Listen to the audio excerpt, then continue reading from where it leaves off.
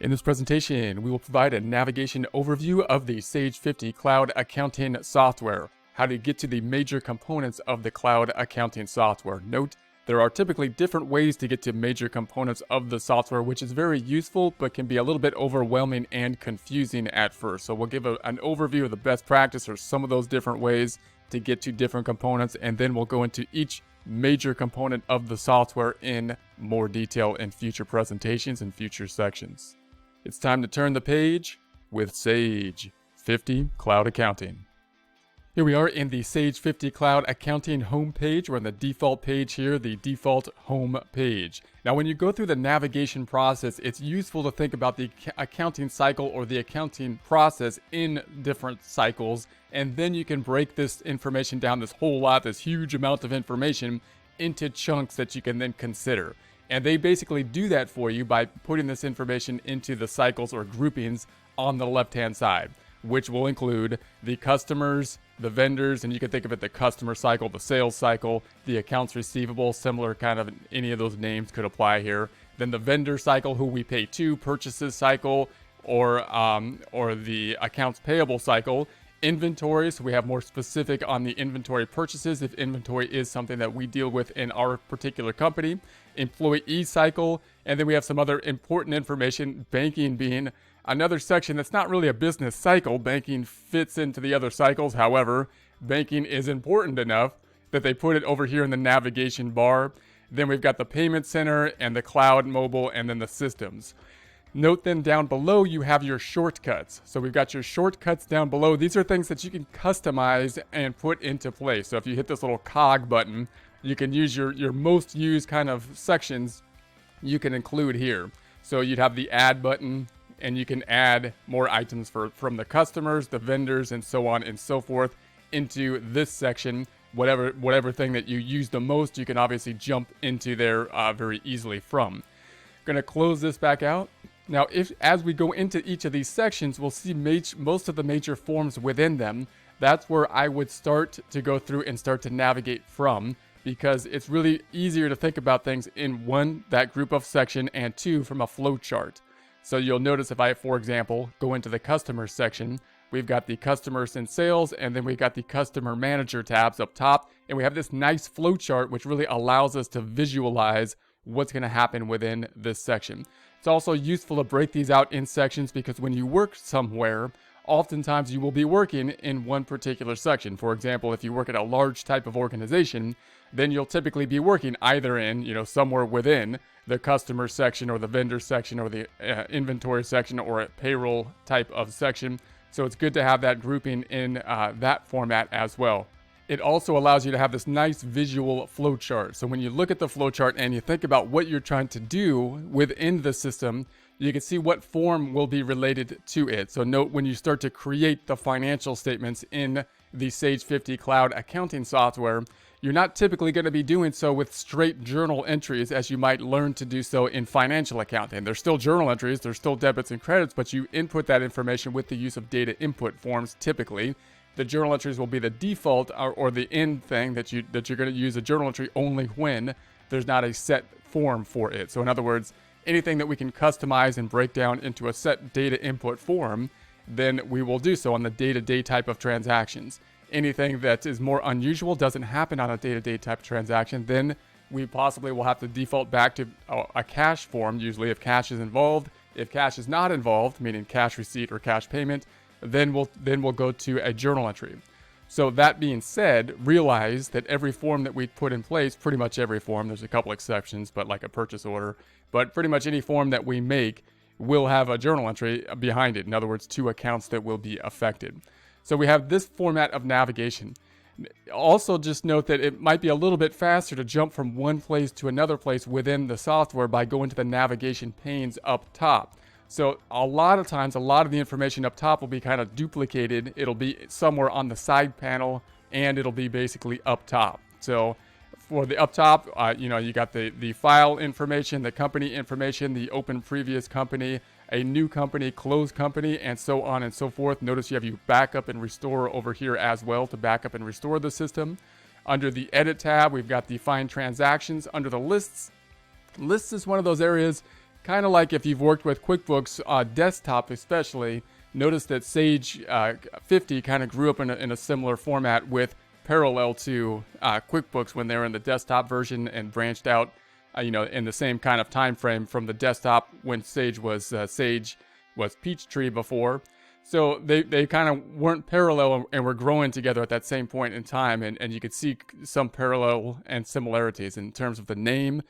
When you think about lists, then lists has an accounting meaning for software such as Sage 50 and QuickBooks Desktop in particular that might be a little bit different than lists would be for accounting. In accounting, you may not hear the term lists and think of a certain type of list, but when you think about QuickBooks Desktop and Sage 50, sometimes a list has a more meaning to it because of the drop downs that have been put in place. So anyways, you got the customers, vendors, employee. The chart of accounts is often thought of as being one of those major kind of lists. The inventory lists, like the items, are often, in this case, being the inventory and service. I would call them items as they are in QuickBooks. So those things are typically thought of as kind of lists. So those are things that when I hear lists now because of the software, I tend to go there for those typical items.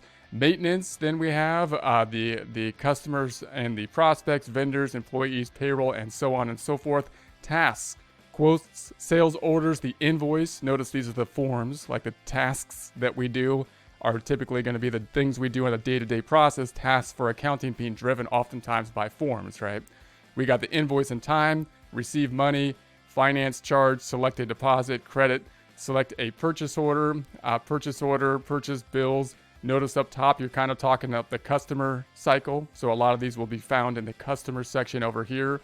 And then you go down here, you got the purchases and so on, which would mainly be in the vendors section. And then the account register, time, expense, and then payroll, which of course would be found in the payroll information. So if you're jumping directly to a task, this one might be a little bit easier to go to by going to the task dropdown, but you don't have, of course, that added benefit of being able to see the flow chart. And so that's going to be the pros and cons. There's a couple different ways you can get into similar places. And then also, of course, you can take some of these major tasks, and if you're working all the time in like the customer cycle area, you might want to add those major tasks to the shortcuts, as we saw in the prior section. And if you're working mainly over here, you might want to add those, the payables or vendors into your shortcuts. Then we have the analysis, we have the cash flow manager, collection manager, we have the options, global change system date, we have the reports and forms, another key component here. We got the forms up tops, checks, payroll, change orders, memos, labels, customers statements, and then we've got the major reports. So if you go into any of these sections for reports, if you're working in accounts receivable type of area and you go into these reports, then you're going to go into basically the report center here, and you've got your major kind of reports in here. We'll get into more detail about the reports as we go. Obviously, as we enter the data, the major reports we'll be creating are the financial statements, that being the balance sheet and the profit and loss. And then we have a lot of other reports that we can input related to that will basically be supporting those major reports. Then we have the services. We have the check for the updates here, which is going to be a major component within the services, My Sage account, product enhancement, and so on. And then we have the windows. You have close the windows, and then the help options, and then the live chat information on the right. So again, most of the data input type of forms that you will do, I would start off at least with the customer information, thinking about the flowchart as you go through it. And this is what we'll do when we move forward. We'll take a look at each of these sections in detail. We'll have the customer section, which of course will include this, in essence, flowchart. Then we'll consider each of these forms within the flowchart. As you think of these forms within the flowchart, you want to think about what is going to be the effect on the financial statements primarily. What two accounts will be affected as we create each of these? What will, in essence, be the journal entry that will be behind or supporting or be created by these forms?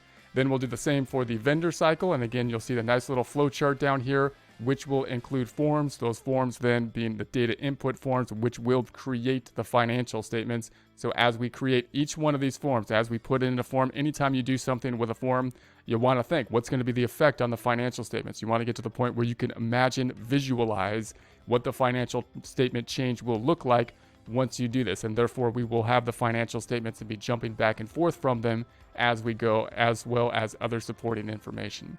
Then we got the inventory and services. These are going to be the major kind of products that we're going to need to be setting up, or service items and inventories items that we will be selling in the business. Obviously, then we have the employee information, including the payroll that we would have to put in place, and then of course processing through the payroll. Then of course we have the banking information, not part of any one cycle, but so important because it is included in all the cycles. Banking cash is going to be included in all the cycles.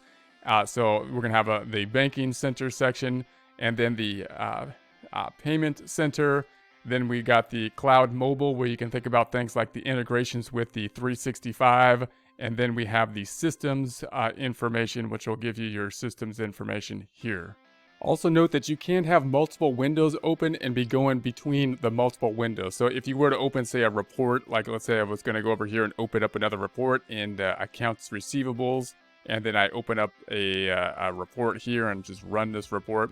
Then if I want to minimize this, notice I can use this little minimize, or I can manipulate the screen. If I want to manipulate the screen and pull this over, I can go to the screen behind it and take a look at the screen behind it here, right? And I can freeze the screen on two sides, because this is basically mocking the desktop. So we can maneuver these windows around. I can minimize the screen like this. I can bring it down, and then I could do the same for this screen, right? And I could do the same here. That would bring us basically to our desktop. Now at the bottom of the screen, we should then see those icons, and they will look like this. And then we can navigate through them. So if I was to hover over them, you can see the different icons here. This is in basically mimicking the Windows format, and then we can open up each of these reports. So that's how you can navigate to multiple reports at the same time. You can have a report open, you can have a balance sheet open, or so on and so forth, and then do the data input process and bounce back over to these reports to see the effect from that data input.